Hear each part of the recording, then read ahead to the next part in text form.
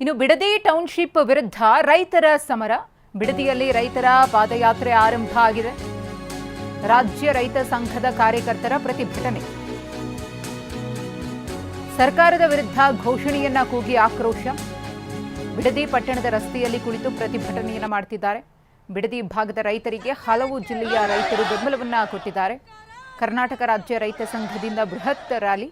ಬಿಡದಿಯಿಂದ ಬೈರಮಂಗಲದವರೆಗೂ ಕೂಡ bike rally ಇರುತ್ತೆ. ಗಮನಿಸ್ತಾ ಇದ್ದೀರಿ, ಹಸಿರು ಶಾಲನ್ನು ಹೊತ್ತು ಬಿಡದಿ ಟೌನ್ಶಿಪ್ ವಿಚಾರಕ್ಕೆ ವಿರೋಧವನ್ನು ವ್ಯಕ್ತಪಡಿಸಿ ರೈತರಿಂದ ಪಾದಯಾತ್ರೆ.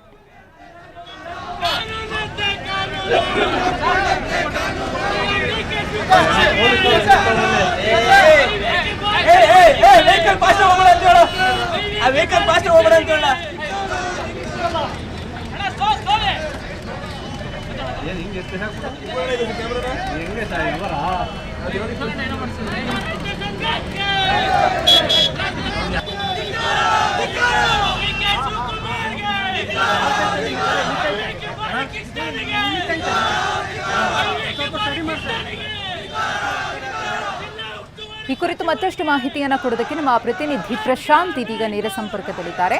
ಪ್ರಶಾಂತ್, ಗಮನಿಸ್ತಾ ಇದ್ದೀವಿ ಯಾವ ರೀತಿಯಾಗಿ ರೈತರಿಂದ ಬಿಡದಿ ಟೌನ್ಶಿಪ್ ಅನ್ನ ವಿರೋಧಿಸಿ ಪ್ರತಿಭಟನೆ ನಡೀತಾ ಇದೆ ಅಂತ ಹೇಳಿ. ಈಗ ಎಲ್ಲಿ ಇದೆ ಅಂತ ಈ ಪ್ರತಿಭಟನಾ ಪಾದಯಾತ್ರೆ? ಮಧುಶ್ರೀ, ಸರ್ಕಾರದ ವಿರುದ್ಧ ರಣಕಳೆ ಮೊಳಗಿಸೋದಕ್ಕೆ ಇದೀಗ ರೈತರು ಮುಂದಾಗಿರುವಂತದ್ದು. ಪ್ರಮುಖವಾಗಿ ಬೆಂಗಳೂರು ದಕ್ಷಿಣ ಜಿಲ್ಲೆಯ ಬಿಡದಿ ಬಳಿ ಬಿಡದಿ ಟೌನ್ಶಿಪ್ ಅನ್ನ ವಿರೋಧಿಸಿ ಬಿಡದಿ ಭಾಗದ ರೈತರು ಕಳೆದ 1 ವರ್ಷಗಳಿಂದಲೂ ಕೂಡ ಪ್ರತಿಭಟನೆಯನ್ನ ನಡೆಸ್ತಾ ಇದ್ದಾರೆ. ಈ ಒಂದು ಹೋರಾಟಕ್ಕೆ ಇದೀಗ 7ಕ್ಕೂ ಹೆಚ್ಚು ಜಿಲ್ಲೆಗಳ ರೈತರು ಕೂಡ ಸಾಥನ್ನ ನೀಡಿರುವಂತದ್ದು. ತುಮಕೂರು, ಚಿಕ್ಕಬಳ್ಳಾಪುರ, ಕೋಲಾರ, ಮಂಡ್ಯ, ಮೈಸೂರು, ಚಾಮರಾಜನಗರ ಮತ್ತೆ ರಾಮನಗರ ಜಿಲ್ಲೆಯ ಎಲ್ಲ ರೈತರು ಕೂಡ ಈಗಾಗಲೇ ಈ ಒಂದು ಪ್ರತಿಭಟನೆಯಲ್ಲಿ ಪಾಲ್ಗೊಂಡಿರುವಂತದ್ದು. ಪ್ರಮುಖವಾಗಿ ರಾಮನಗರ ತಾಲೂಕಿನ ಬಿಡದಿಯಿಂದ ಬೈರಮಂಗಲದವರೆಗೂ ಕೂಡ ಈ ಒಂದು ಪ್ರತಿಭಟನೆ ಸಾಗ್ತಾ ಇದೆ. ಪ್ರಾರಂಭದಲ್ಲಿ ಬಿಡದಿಯ ಪಟ್ಟಣದಲ್ಲಿಯೇ ರಸ್ತೆಯಲ್ಲಿ ಕುಳಿತು ಪ್ರತಿಭಟನೆಯನ್ನು ಆರಂಭಿಸಿದ್ರು. ಈಗ ಪಾದಯಾತ್ರೆ ಕೂಡ ಆರಂಭ ಆಗಿದೆ. ಸುಮಾರು ಬಿಡದಿಯಿಂದ 5 ಕಿಲೋಮೀಟರ್ ವರೆಗೂ ಬೈರಮಂಗಲ ಸಿಗುತ್ತೆ. ಅಲ್ಲಿ ಬೈರಮಂಗಲದಲ್ಲಿ ಈಗಾಗಲೇ ಹಲವು ದಿನಗಳಿಂದಲೂ ಕೂಡ ಪ್ರತಿಭಟನೆ ನಡೆಸ್ತಾ ಇದ್ದಾರೆ. ಆ ಒಂದು ಪ್ರತಿಭಟನಾ ಸ್ಥಳಕ್ಕೆ ಈಗ ಎಲ್ಲ ಹೋರಾಟಗಾರರು ಕೂಡ ಸಾವಿರಾರು ಸಂಖ್ಯೆಯಲ್ಲಿ ಮುಂದಾಗ್ತಾ ಇದೆ. ದೃಶ್ಯದಲ್ಲಿ ಕೂಡ ನೋಡಬಹುದು, ಸಾಕಷ್ಟು ಸಂಖ್ಯೆಯಲ್ಲಿ ಸರ್ಕಾರದ ವಿರುದ್ಧ ಸಿಎಂ ಡಿ.ಕೆ. ಶಿವಕುಮಾರ್ ವಿರುದ್ಧ ಘೋಷಣೆಯನ್ನ ಕೂಗ್ತಾ ಇದ್ದಾರೆ.